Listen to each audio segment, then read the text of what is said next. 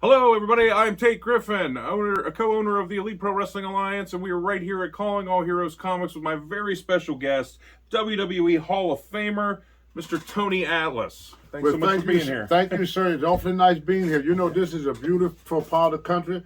The people is beautiful. I'm here at this wonderful comic book store, Calling All Heroes.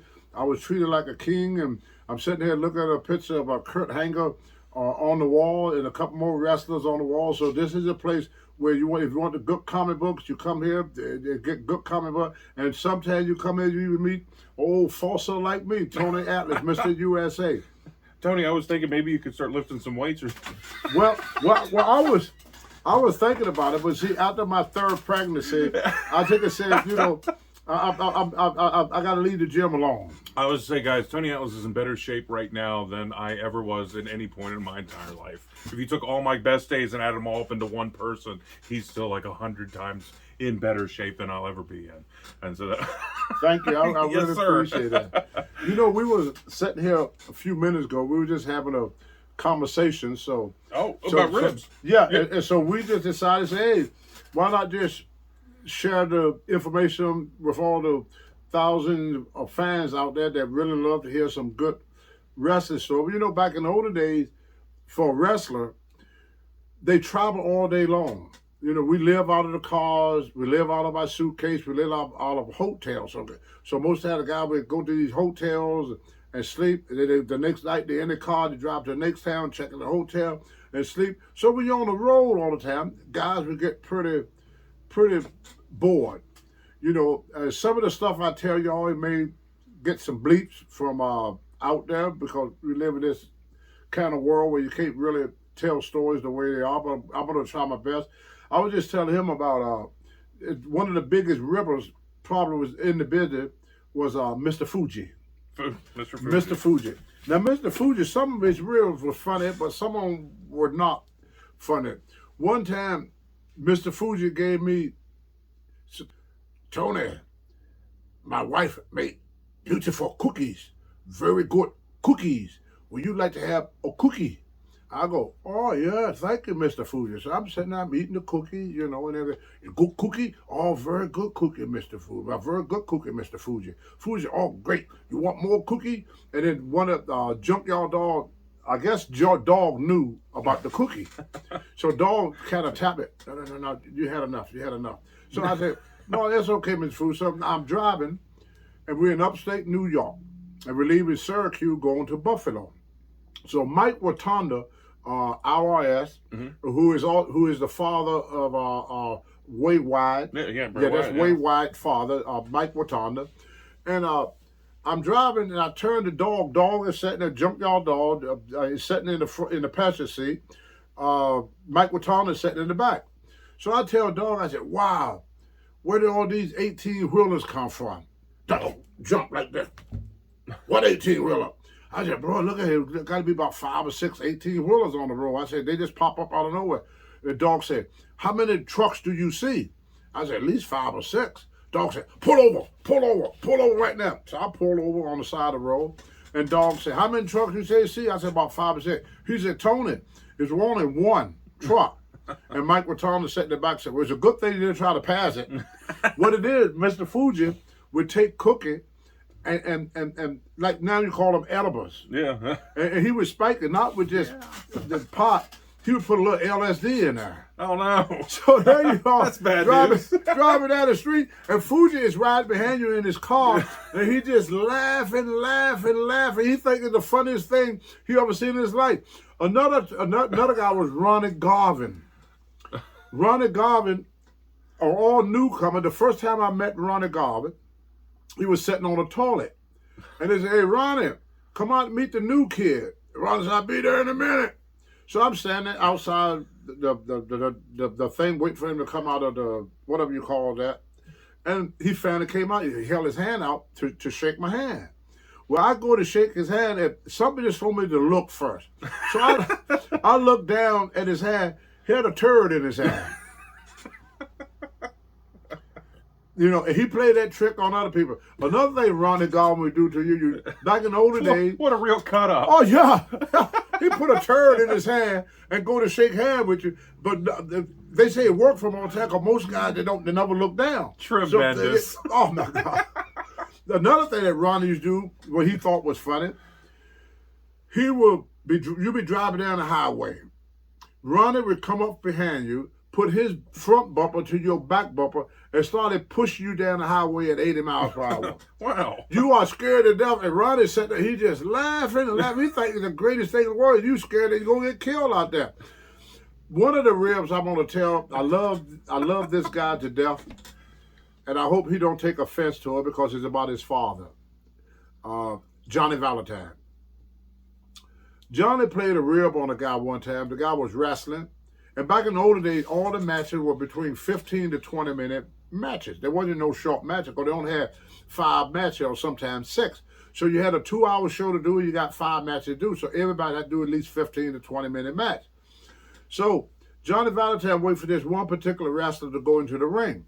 When he went into the ring, Johnny Valentine took he had asthma. He took the container out that hold the asthma stuff.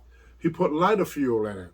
When he put the lighter fuel in, the guy came back and took a big hit of it. And he almost killed himself. Got so mad at Johnny Valentine, he came with the gun, he shot at Johnny Valentine. Oh my God. And that was one of Valentine's big rib. Another rib that Ronnie Garvin would play on you is that Ronnie Garvin bought a Cessna airplane. Got his pilot license, he's gonna fly a plane. So he would go up in the air and he flipped the plane upside down and back up again. Upside down, back up. The whole trip. By the time I got on that plane with Ronnie Garvin, I didn't want to fly no more. Mr. Fuji had this guy that now there's other people that did ribs, but these were the 2 top guys. Well, and I'm sorry to interrupt, but I got to say, like, it seems like there's a real fine line if you're going to put your bumper and push a car at 80 miles an hour down the highway, laughing maniacally. It seems like there's a real fine line between a rib and attempted homicide. Am I right? Exactly. Oh, he probably thought that was great. I mean, it's an important line. Yeah, it's very thin. Hey, the dumb kid couldn't drive, went off the road there, All I would do was push his car. I don't know why he hit that tree. But that was, another rib that Fuji played on a guy.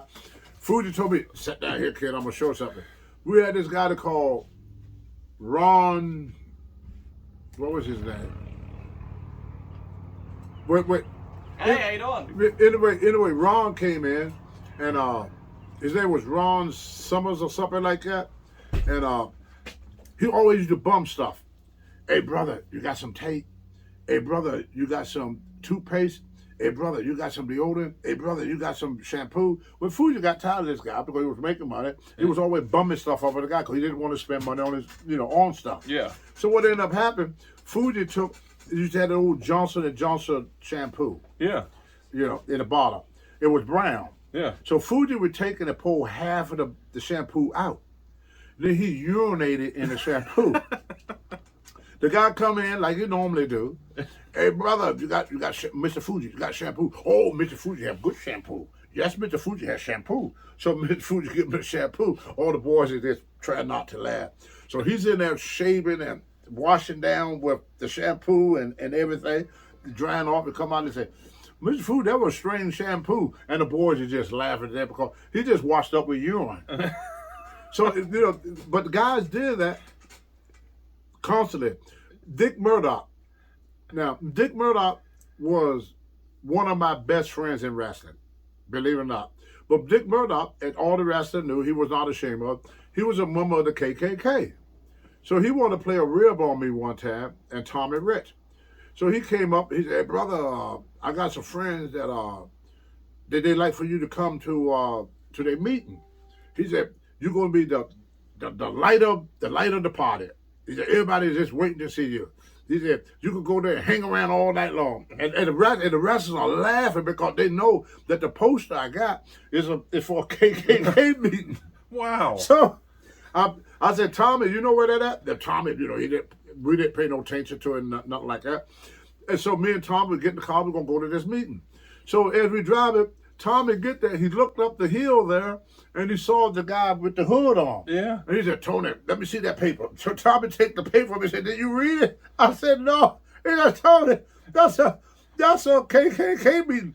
I was sitting in the front seat. As soon as I saw that piece of paper, I jumped in the back seat and threw a towel on my head. I said, Tommy, get me out of here. He said, no, I'm going to take you to meet the boss. I go, no, Tommy, I'm going out. I'm trying to get out the back door. Tommy is laughing. Come on, Tony, you got to meet the boss. He said, I know these people. Let's meet the boss. I said, no, Tommy, get me up there. So Fred and Tommy Rich turned around and came back. We laughed about that. And then Tommy, we told the guys in the dressing room, they said, you got to be kidding me. He didn't really go, did he? And the guy said, yeah, I told him went. He didn't know no better. You know, that was a rib he put on it. But see, when I first started wrestling, it was easy to rib the beginners. Yeah, sure. Because we was not smart to the business.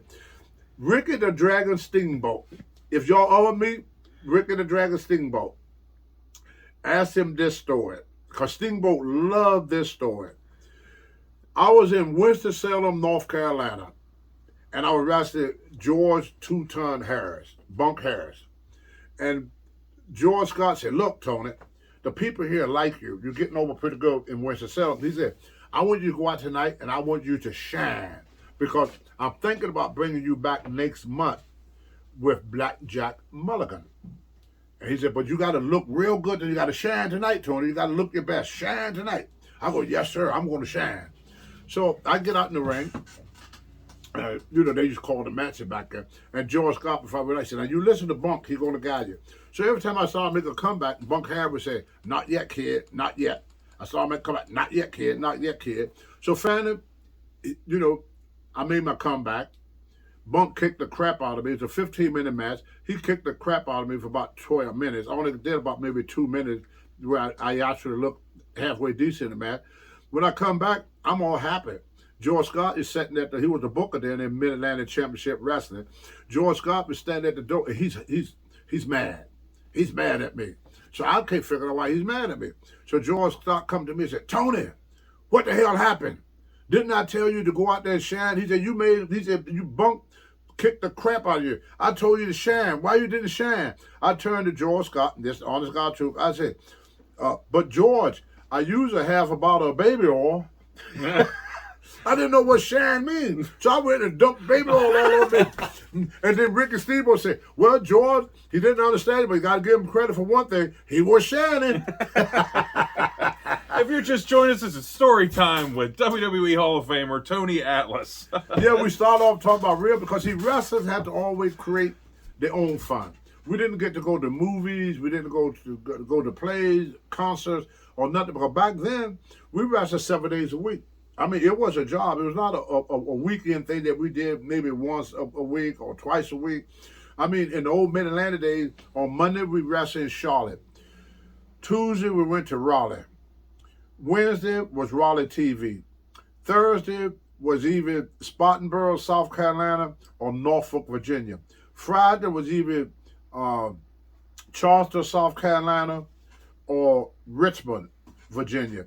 Saturday was either Roanoke, Virginia, or someplace in North Carolina or South Carolina. Sunday was always an afternoon show, and most of the time that was in Greensboro, North Carolina. So 7 days a week. The only time we had off from wrestling back in the 70s, I'm talking, was 10 days before Christmas, from the 15th to the 25th. Now, when I went to Texas, they did an afternoon Christmas show, you know, and a Thanksgiving show. You didn't even get Christmas and Thanksgiving off. You take in wrestling now, the biggest drawing week for wrestling right now, even today on independent, WWE, no matter what, in between Christmas and New Year. Because all the people is out for school, the kids are out of school, and everybody want to celebrate the holidays up until the New Year. Nobody want to celebrate Christmas, then stop, and then pick it back up. So they try to keep things going. So people look for entertainment and stuff to do between from the 26th to the 30th are the biggest days for entertainment. So anybody that want to run a show during the winter, the best time to do it the 26th, 27th, or 28th of December, and I guarantee you have the biggest crowd you ever had. Because people is out. They're off work. They're out of school. They in just the end of the year, the last of the holidays. So everybody want to celebrate it the most. So we didn't get much time off. So what we had to do, we had to always create our own fun. Now, Andre the Giant was a guy you did not want to get mad at you. Because then he would check your oil. Hey, we're gonna take just a real quick break, and we're gonna come right back with that story if that's cool. We're right here with Tony Atlas. We're just back, and I wanted to catch the Andre rib story. Yeah. Now if you got Andre mad, Andre would what we call check your oil. Now for those that don't know what that means, Andre would get you on the mat. He would lay you on your stomach, and he would lay across you with all of his weight, and he'd take his thumb and hit you in the butt with it as hard as he could.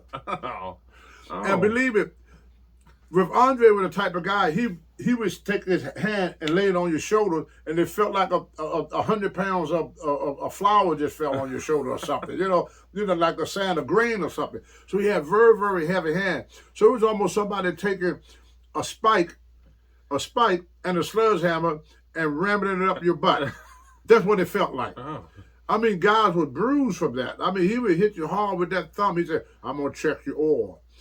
I saw Andre one time, was in Japan, and for some reason, I think he had some type of thing with Hogan, where him and Hogan were at odds at one time.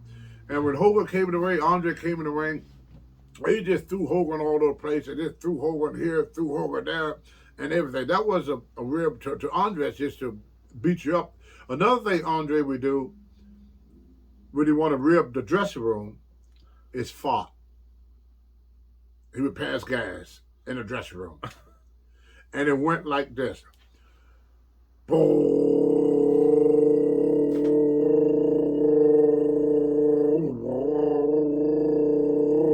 Boom, boom, boom.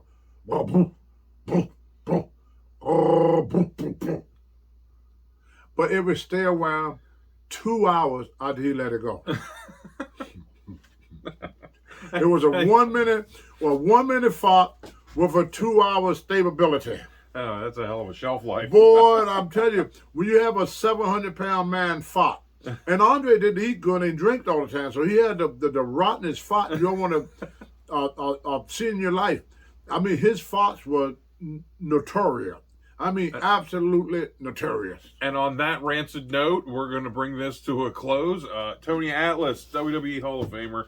Sir, it was a real pleasure. Thank you so much for visiting Calling All Heroes Comics. Thank you so much. Thank you. Yep. Thank you all.